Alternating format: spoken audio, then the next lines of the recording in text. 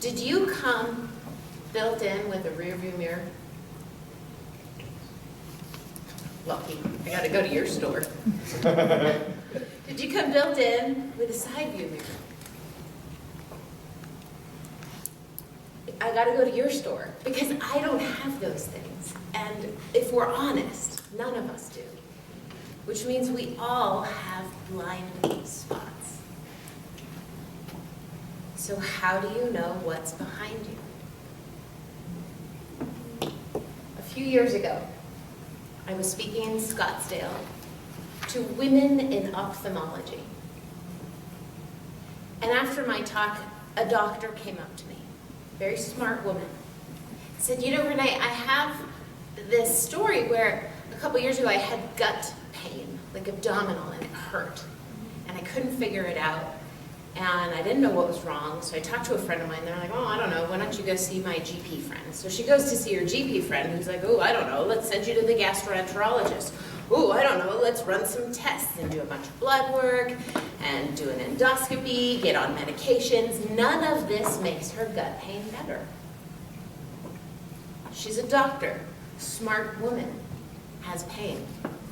Somebody finally says to her, you know, I wonder if you're eating too fast. She slows down eating, and her gut pain goes away. I see two lessons here. The first one's more obvious. Slow down. Right? You don't need an MD to figure that out.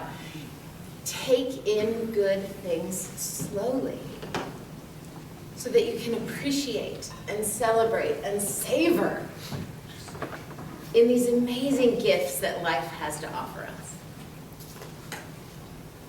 The second thing that this physician taught me is that we all have blind spots, and it doesn't matter how smart you are. You can't see behind you.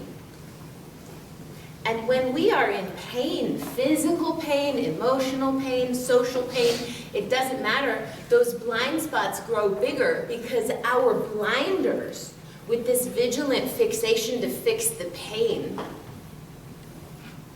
it blocks us from seeing even more. And so when we have these blinders on, like the solution literally could be right here, and you can't see it, even though it's obvious. So my blind spot is that I can be an absolute freaking judgmental asshole, and excuse my French, but that's the truth. That's my blind spot. And I don't like to admit that in front of people. And so I compensate by hyperachieving and driving and perfectionism, and maybe if I please you and get all the things that you want, maybe I can hide that there's this really mean, nasty part of me. And that's my blind spot.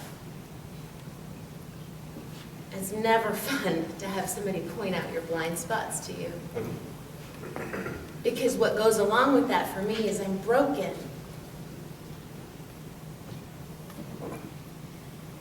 And I'm in the shower this morning trying to figure out how to give a speech in an hour that I haven't planned for. And I'm fixated and frustrated. How do I talk about blind spots?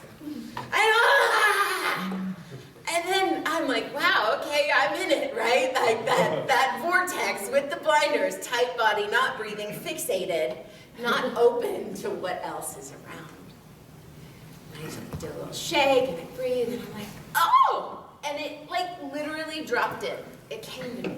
It's like, Renee, it's not about the brokenness and the blind spots and your lack of mirrors. You have the mirrors. It's not about the blind spot, it's about the mirrors. And you are my mirror, and you are my mirror, and you are my mirror.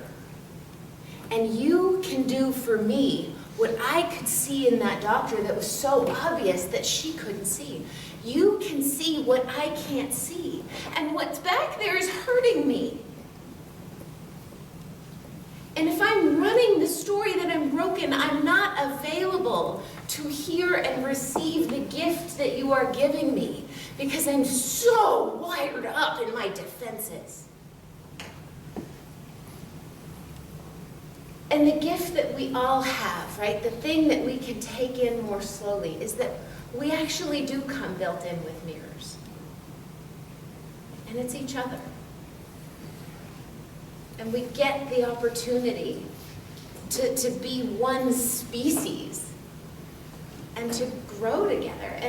And I love what you said, Quinn, about, my head was screaming about this.